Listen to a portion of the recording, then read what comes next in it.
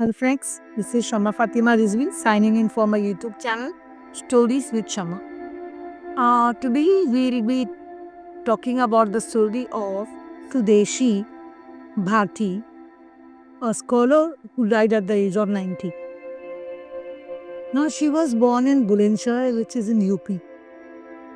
पहली औलाद थी घर की सबसे बड़ी.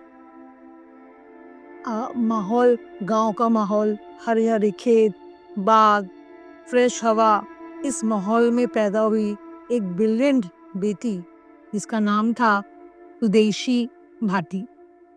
9th स्टैंडर्ड में उसको प्राइमरी स्कूल से एक्सपेंड भी कर दिए थे, मतलब फीस नहीं भर पाए थे उसके डैडी, इसलिए इसको 9th स्टैंडर्ड के प्राइमरी स्कूल गांव के स्कूल से इसको निकाल भी दिए थे.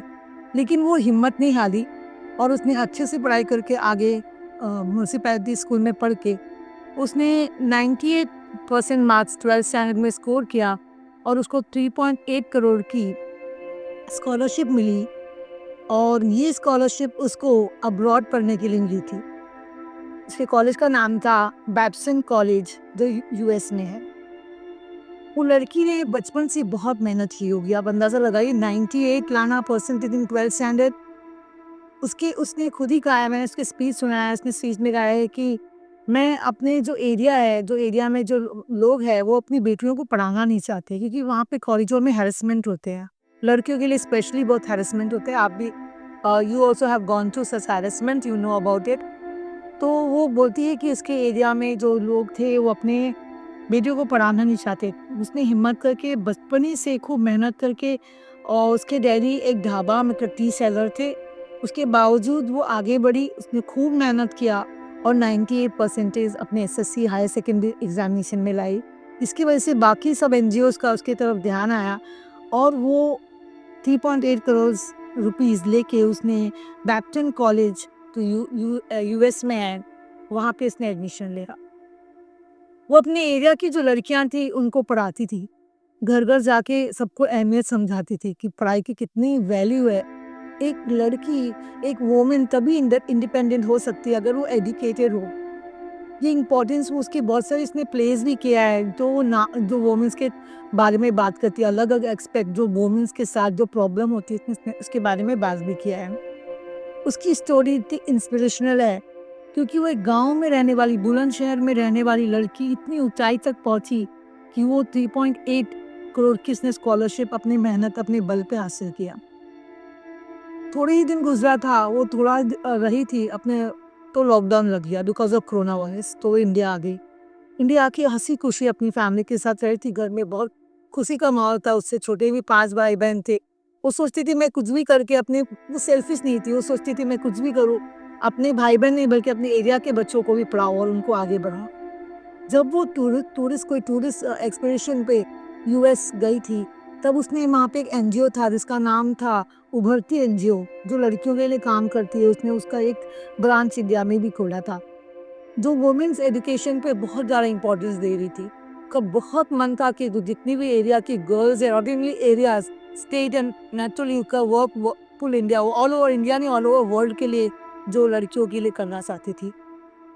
She was so studious, she was so, उसकी सोच कितनी हाई थी आप अंदाज़ा लगा सकते हैं. जब वो 8th स्टैंडर्ड में थी तो वो अपने पापा को पूछती है कि मैं क्या बनूं.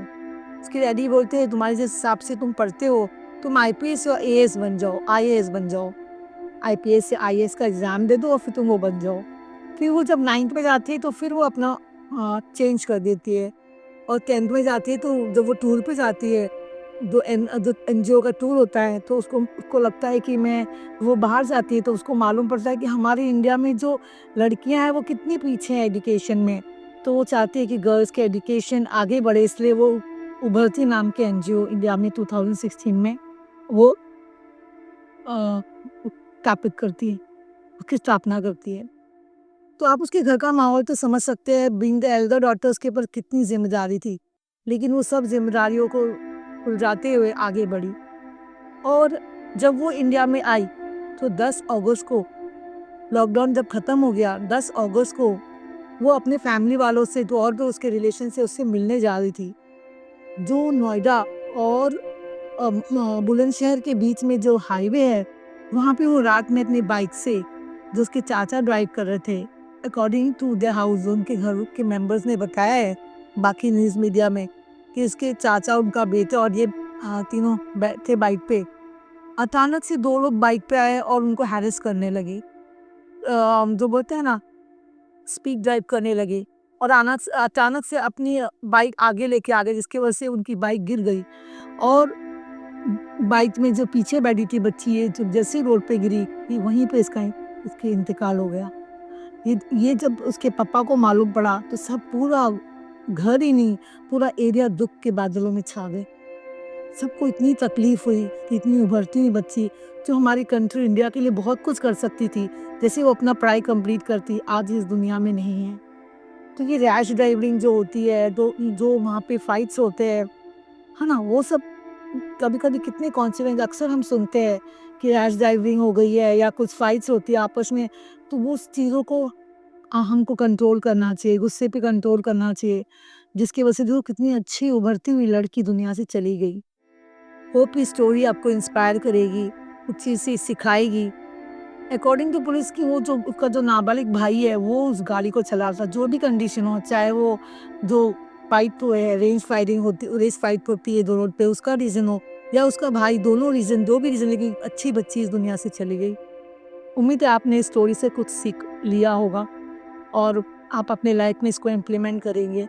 अगर आपके आसपास भी ऐसे बच्चे हैं जिनको जो रैश ड्राइविंग करते हैं या जो गुस्से में अपना आपा खो देते हैं, गुस्से में अपने आप को संभाल नहीं पाते हैं, मैं उनसे रिक्वेस्ट करूँगी कि आप थोड़ा सोचिए, समझिए और फिर ड्राइविंग करिए, क्योंकि आपकी जान कभी-कभी आपकी जान पे भी बनाती है।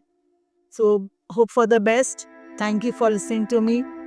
Please subscribe my channel to encourage me. Bye bye. Thank you.